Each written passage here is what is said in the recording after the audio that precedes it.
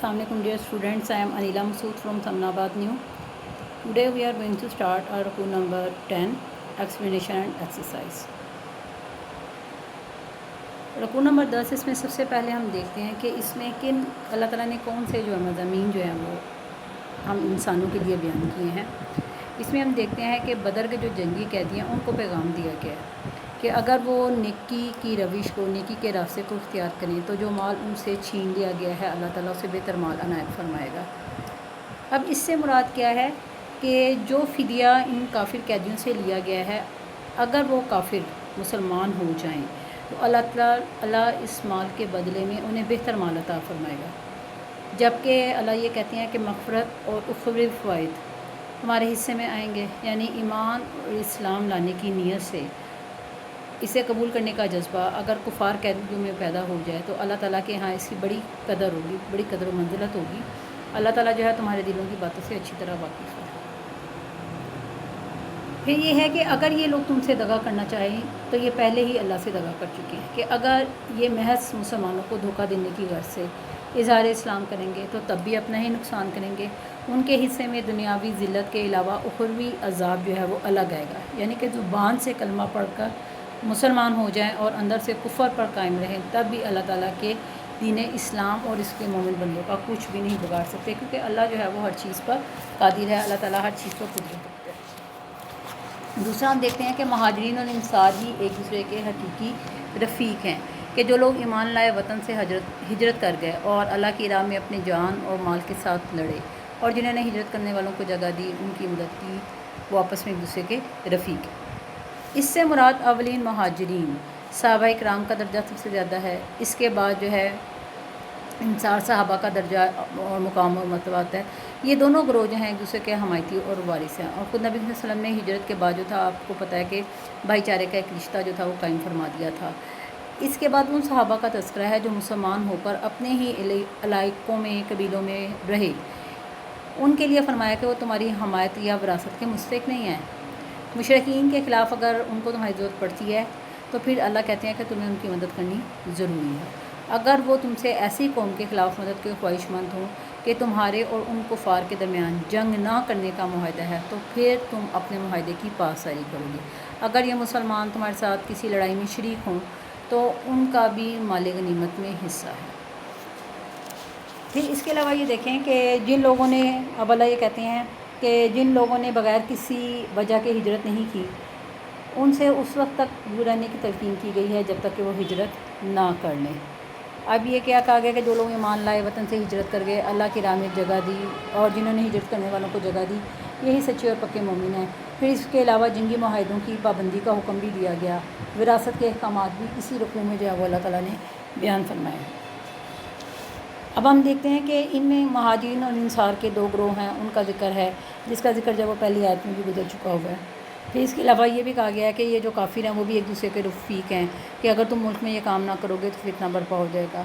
यानी कि ये कहा गया है कि अगर तुम भी ईमान की बुनियाद पर एक दूसरे की, मुसलमानों ने हमायत ना की, तो फिर ज़मीन में बड़ा फ़साद और फितना पैदा हो सकता है।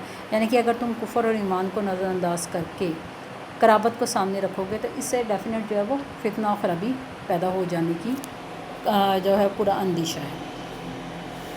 फिर इसमें अल्लाह ताला ने जो है उन सच्चे मोमिनीन का अल्लाह ताला ने बड़ा मुकाम और दर्जा जो है वो बयान फरमाया है। नीज़ ये भी कहा कि महाजिरीन और इंसार जो है उनको पक्के और सच्चे मोमिन और जन्नती होने की जो है वो सनद अल्लाह ताला ने जारी कर दी है। बिलाशुबा जो है वो हर महाजिर और जो हर इंसार जो है वो मरहूम व मग़फ़ूर हैं, और उनके मुक़द्दर में ऐसा रिस्क लिख दिया गया है जिसे हासिल करने के लिए किसी किस्म की मुशक्क़त नहीं करनी पड़ेगी। उनके रिस्क का तसलसल जो है वो अल्लाह के हुक्म से कभी भी ख़त्म नहीं होगा। फिर इसके बाद जो है एक अहम बात इसमें कि महाजिरीन सारे एक दूसरे की मीरास के वारिस अब नहीं हैं, बल्कि खूनी रिश्तेदार एक दूसरे की विरासत हैं। अब ये देखें, अगर हम देखते हैं कि इसमें अल्लाह ताला जो है उन्होंने एक अहम नुक्ते, एक अहम बात की तरफ जो है लोगों की तवज्जो मबूल करवाई کہ آپ نے جو بھائی چارے کا رشتہ تو قائم کر دیا، یہ بھائی چارے کا رشتہ جو ہے اس لحاظ سے تو ٹھیک ہے، لیکن جب وراثت کی بات آتی ہے، جب جائیداد کی بات آتی ہے، تو ان میں وہ جو ہے وہ ایک دوسرے کے وارث نہیں بن سکتے، کیونکہ جو صرف خون کے رشتہ دار ہیں وہی جو ہیں اصل وراثت کے حقدار ہیں۔ وراثت قرآن کے مطابق صرف خونی رشتہ داروں میں ہی منتقل ہوگی۔